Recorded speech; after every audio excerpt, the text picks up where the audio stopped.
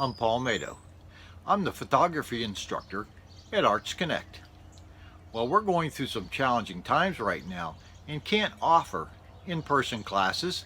It's still a good time to work on our photography at home. So grab your camera and let's get started.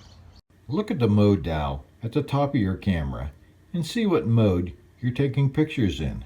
If it's in auto and you want more control over your photographs, this short video should help.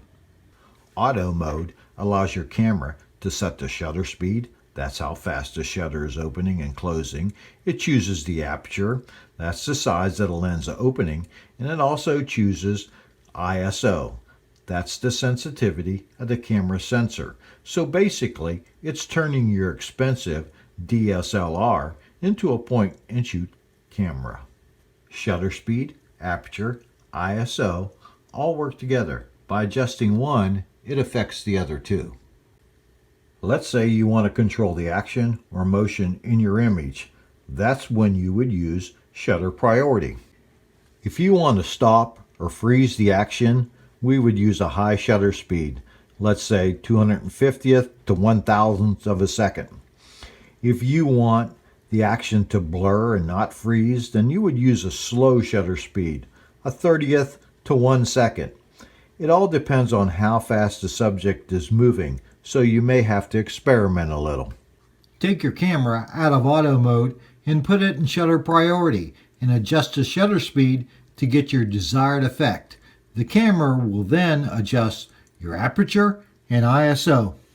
If you want to control how much light enters the lens or control your depth of field, that's what's in focus around your subject, you would use aperture priority.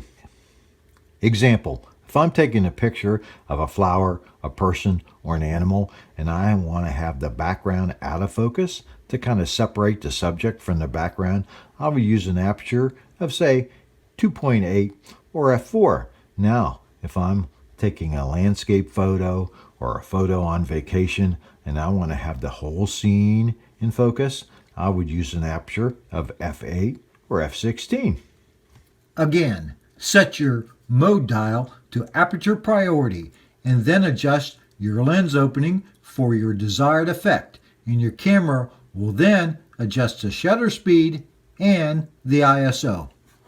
With taking your camera out of auto mode, you're taking more control over your photography and you're going to see a vast improvement in your picture quality.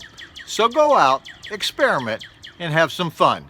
And please join me at ArtsConnect for more photo instruction on camera setup, lighting, Photoshop, and more.